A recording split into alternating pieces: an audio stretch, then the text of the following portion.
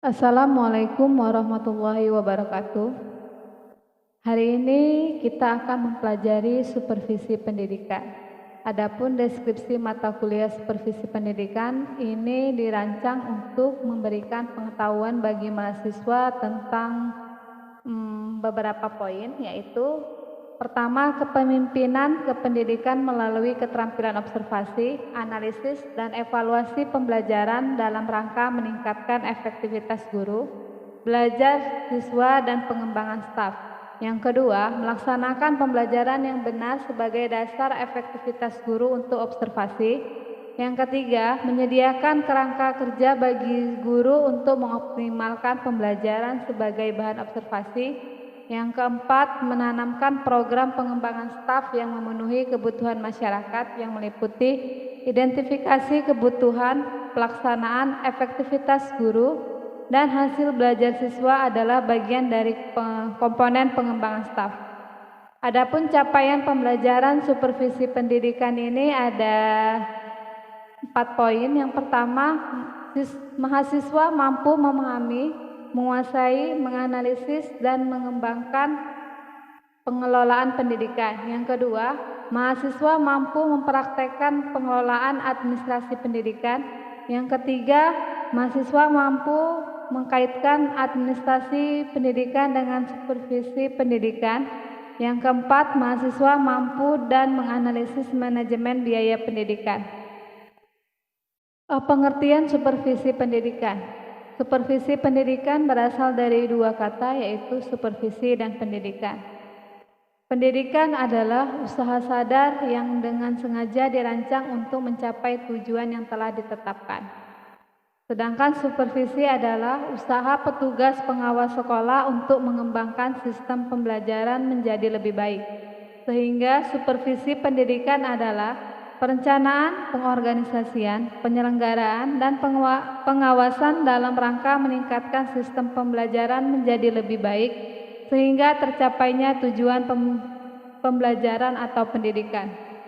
Ruang lingkup supervisi pendidikan ada 6. Yang pertama, supervisi dalam administrasi personalia, di mana supervisi ini bertujuan untuk melihat apakah ada kartu pegawai, soal kepangkatan, pembagian tugas, dan lain-lainnya. Yang kedua, supervisi dalam pemeliharaan gedung dan alat-alat yang ada di sekolah seperti kursi, meja, ruang belajar, papan tulis, alat sekolah, dan untuk alat olahraga. Yang ketiga, supervisi dalam penyelenggaraan perpustakaan, di mana supervisi ini mengawasi atau melihat kondisi buku, pelayanan, ketertiban, dan ketersediaan buku yang ada di perpustakaan. Yang keempat, supervisi dalam administrasi keuangan. Ini bertujuan untuk melihat atau mengatur pengeluaran sesuai dengan aturan yang berlaku, di mana di sini juga mengatur tentang pembayaran gaji, honor, guru, ataupun perangkat-perangkat atau staf yang ada di sekolah, serta mengkaji tentang biaya SPP yang harus dikeluarkan oleh siswa.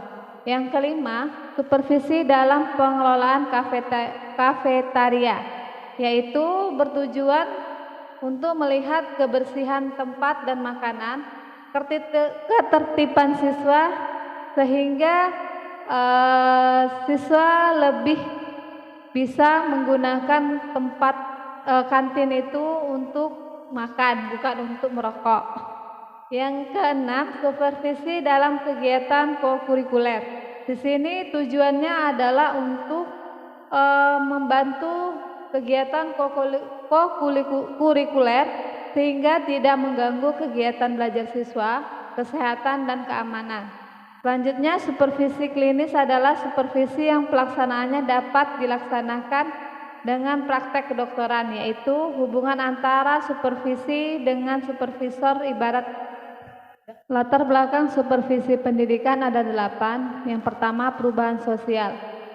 Perubahan sosial memang sangat dirasakan, terutama yang disebabkan oleh kemajuan teknologi, misalnya penggunaan internet, yang memungkinkan peserta didik atau siswa dalam waktu beberapa detik saja dapat melihat peristiwa dunia dengan segala keanekaragaman. yang mencolok dengan keadaan di negaranya, terutama perbedaan nilai dan perilaku sosial.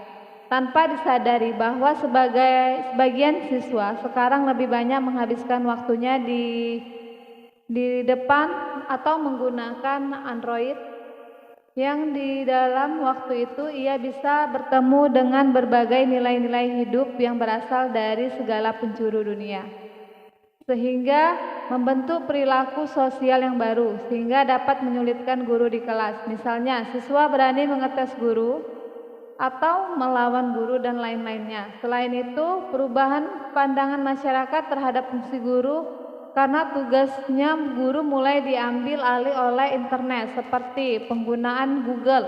Sekarang siswa lebih mudah mencari informasi di Google daripada dari guru itu sendiri. Yang kedua, globalisasi. Istilah globalisasi menggema luar biasa, yaitu suatu perubahan dunia secara menyeluruh yang mempunyai pengaruh timbal balik secara menyeluruh pula. Misalnya perubahan di daratan Eropa dan Asia, bergolakan di Timur Tengah dan di RRC yang mempunyai pengaruh langsung terhadap situasi dunia secara keseluruhan. Yang ketiga, perkembangan sains dan teknologi. Perkembangan ini benar-benar mengubah fungsi manusia yang sekaligus mengubah fungsi guru di muka kelas, di mana guru tidak hanya menuntut dapat bercerita di depan kelas, tapi ia juga harus mempunyai pengetahuan, pengalaman, dan keterampilan tambahan yang dapat memanfaatkan produk teknologi, baik itu bahan pelajaran, alat peraga, media pembelajaran, dan lain-lain sebagainya.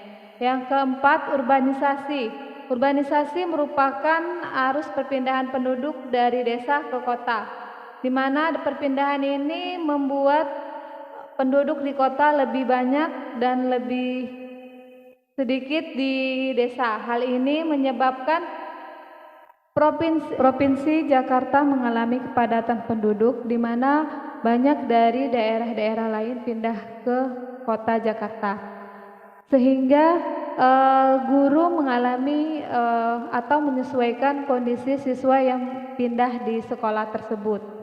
Yang kelima, demokrasi pendidikan. Di Indonesia sekarang ini tuntutan masyarakat untuk mendapatkan pendidikan yang layak sudah dapat dikatakan mencapai puncaknya, yang di suatu sulit mengadakan sarana dan sarana pendidikan, dan di pihak lain masih ada masyarakat yang masih belum mengerti dengan sistem pendidikan menseleksi peserta didik atas dasar spesifikasi, sehingga kita masih melihat ada orang tua yang memaksakan kehendaknya, yang mengakibatkan tidak seragamnya siswa di sekolah, sehingga menyulitkan proses belajar mengajar. Yang keenam, perubahan daerah. Pembangunan daerah yang pesat dan maju seperti Pulau Batan dan Pulau Bintan yang melibatkan investor dari dalam dan luar secara besar-besaran telah membuat kedua daerah yang dulunya miskin kini menjadi perkembangan ekonomi yang sekaligus menyulitkan dan mengejutkan masyarakat setempat, baik guru maupun peserta didik. Selanjutnya, suburnya birokrasi, di mana banyaknya prosedur yang harus dilalui dan panjangnya waktu yang harus ditempuh oleh seorang guru dalam berbagai urusan kepegawaian, baik itu soal kepangkatan, pengajian, telah menambah beban kerja guru, sehingga kadang-kadang dapat menguras tenaga dan biaya yang pada puncaknya dapat mengganggu kehadiran dan penampilan guru di depan kelas. Selanjutnya, krisis moneter. Krisis moneter yang melanda sebagian negara Asia umumnya dan Asia Tenggara khususnya pada awal tahun 1998 bukan hanya memberi pukulan pada pengusaha, tapi juga pada pendidik atau guru, di mana krisis ini secara keseluruhan menghantam kegiatan guru di muka kelas, tapi telah menghujat periuk nasi guru di dapur. Kenaikan 9 bahan pokok sebesar 100% sampai 200% benar-benar menantang kehidupan guru yang selama ini sudah berusaha hidup dengan gaji yang ada, ditambah pula dengan pengeluaran sampai 2 kali lipat. Sedangkan untuk datang ke sekolah selain harus mempersiapkan bahan pengajaran, harus juga mempersiapkan ongkos. Latar belakang supervisi pendidikan ada 6. Yang pertama, latar belakang kultural, di mana latar belakang ini adalah pendidikan adalah cermin kebudayaan. Pendidikan dikembangkan melalui perhatian terhadap kebudayaan. Yang kedua, latar belakang filosofis, di mana seorang guru selalu membutuhkan pembinaan dari atasan baik berupa motivasi dan pengembangan. Yang ketiga, latar belakang psikologis. Tugas supervisi adalah menciptakan suasana sekolah yang penuh kehangatan sehingga dibutuhkan pemahaman terhadap psikologi seorang guru. Yang keempat, latar belakang sosial. Seorang supervisor dalam melakukan tanggung jawab, dia harus mampu mengembangkan potensi kreativitas dari orang yang dibina melalui cara mengikutsertakan orang lain untuk berpartisipasi bersama. Yang kelima adalah latar belakang sosiologis, di mana perubahan masyarakat berpengaruh terhadap tata nilai. Maka dari itu pengembangan harus memperhatikan nilai-nilai tersebut. Terakhir, latar belakang pertumbuhan jabatan. Jabatan atau status pendidikan seorang guru mempengaruhi dalam penerapan pengajaran. Maka dari itu dibutuhkan pengembangan yang sesuai. Demikianlah materi hari ini. Saya tutup dengan hamdalah. Alhamdulillah. Assalamualaikum warahmatullahi wabarakatuh.